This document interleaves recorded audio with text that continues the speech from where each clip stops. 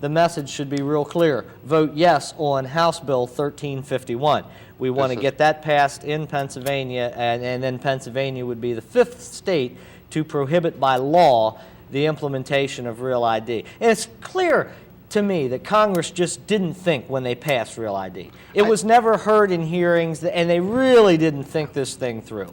I don't know. I think that, in my opinion, I think that they've been on an agenda myself. Well, to a degree. Not a conspiracy agenda, but I believe that there is an agenda, and I'm going to hate to say this, but an agenda with good intentions that have bad outcomes. For example, the Real ID Act is really nothing new. It's been on the table. I mean, I can remember Clinton administration talking about it. And it was even mentioned under the Reagan administration. The difference between now and then is because technology is a lot further progressed now, to the point where you can actually get a DNA hair sample and micro-embed that information onto a chip on a driver's license. Those kind of things didn't exist in the Reagan era, or if they would have, they would have been incredibly difficult to implement. Now the technology's there, and a lot of it is, you know, machine readable, very easily encoded on even the magnetic stripe of a driver's license. So that's one of the frightening things about this current attempt at a national ID card. I think that a lot of the technology that we're seeing today, I believe, because, you know, I've studied this for a long time, 8 years, you know, and, you know, I can go back and pull up a clip of Bill Clinton saying that today's technology is almost magical. You know, back then. Well, Al Gore claimed that he invented the internet. The internet. I understand that concept. But no, the point that I'm saying is, you know, I believe that, you know, they know all these things in Washington, D.C. You know, and as new congressmen I don't even want to call them leaders, because they're not really leaders to me. They're servants. There are lead servants. Okay. Let he who is greatest among you be the servant. That's the whole principle behind look at the name, representative. What is his job? To represent who? You. Right, exactly. Yep. And now in this case, in Pennsylvania, each representative covers 60,000 people. So he really shouldn't be going to the state capitol with his views in mind. He should be going there with the views of his public in mind. His people. And it's up to us. I mean, the fault lays on each individual citizen who does not take the time to tell their representative how to represent them. But we have to have that amount of responsibility. That's what a free government is. It's not free. Freedom is not free. We have to continually press upon our representatives if we're to expect them to know how to represent us. If not, we get the government we bloody well deserve, as the Brits would say. You know, the mindset of some people, and it's not a cut down. It's really not. You know, a friend of mine was telling me about the word ignorance. You know, ignorance is just nothing more than a lack of understanding or lack of knowledge. And ignorance is curable. Right, just by getting involved in different areas. When we start researching Real ID and putting together, you know, booklets and things like this with the position papers of everybody from the left and right, this is something you can get and study it yourself. Then when you make the phone call, you know how all angles feel about an issue like this. We can learn this. I mean, this is only 50 pages. We can take this with us when we are at breakfast and scan through it and pick up enough salient points that we can intelligently discuss the issue with other people. Now, Mr. Bolinger, come on. That's a lot to read there, 58 pages. Well, we got to do it.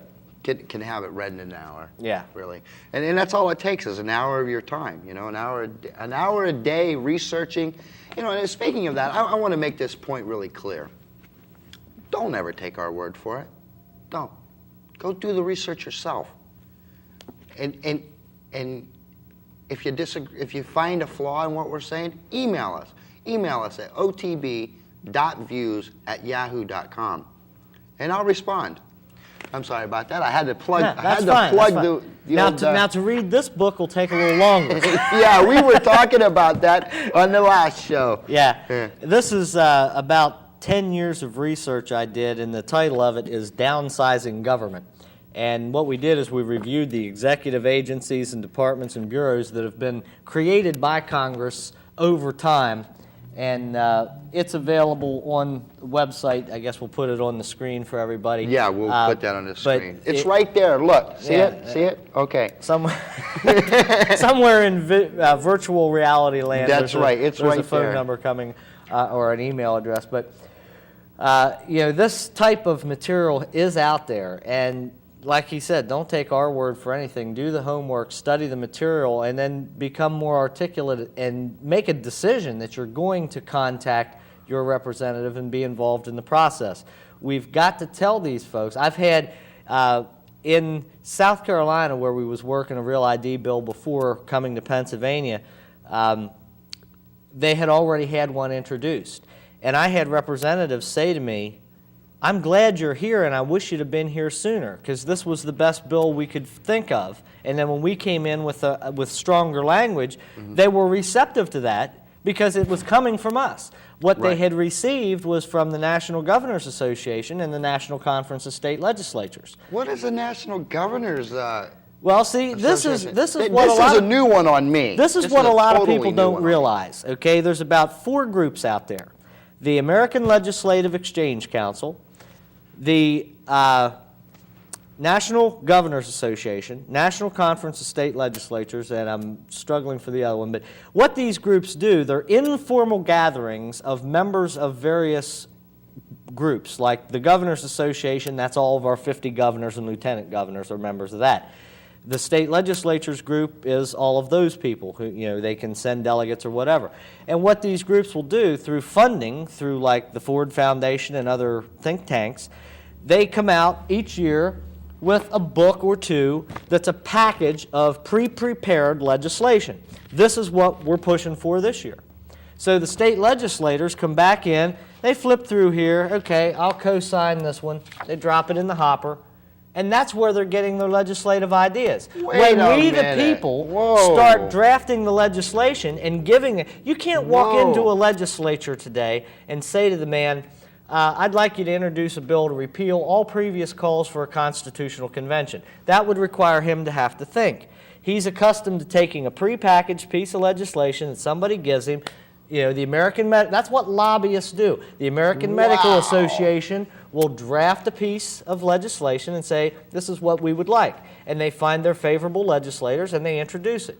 So when and that's what I've been doing, drafting this anti-real ID stuff, drafting a U.S. Senate Accountability Act that would require the U.S. senators to come into Harrisburg at least once a year and get their marching orders when they go to Washington from your state legislature as to how they should vote. Then when there's a North American Union resolution and our state says we don't want it, those senators are held accountable, and if they don't do what the state requires of them, then they can lose their job. Right. Let's go back to that holding the Accountability Act. Is that what you said? Yeah, and I worked on this about 10 years ago. It's in the Downsizing Government book.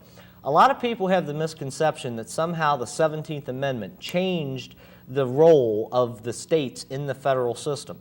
All it did was it changed the manner to which U.S. senators are elected, and I'll tell you why. If you look back in that time period, the early 1900s, right after the turn of the century, you'll find occasionally states would not have one or more of their U.S. senators. And the reason they didn't was because, well, if there was a Republican control of the House and a Democrat control of the Senate, and the job of the legislature was to pick their U.S. senator, while they were engaged in these political fights, their state went unrepresented in Congress. So to prevent that problem, they proposed the 17th Amendment. So the public would now elect that person, but he is still accountable to the state. When you think about the job description of a U.S. senator prior to the 17th, it hasn't changed a bit, not one bit. They still ratify treaties, they appoint ambassadors or confirm appointments made by the president with the advice and consent of the Senate. None of that job description has changed. So what has changed? Well, the perception is that we now have 2 congressmen at large. But if that was the case, we wouldn't need the Senate at all. We just throw 2 more into the House from each state and not worry about it. But because our 50 states are bound by Supreme Court appointments, our 50 states are bound by treaties, those states are supposed to direct how those senators vote on these key issues, and they haven't been doing it. We need to get back to that. It's real simple. If we pass a U.S. Senate Accountability Act, those 2 U.S. senators from Pennsylvania will come to Harrisburg and will do what our state legislature wants them to do. For better or worse, at least they will not be voting their own heads. They'll be doing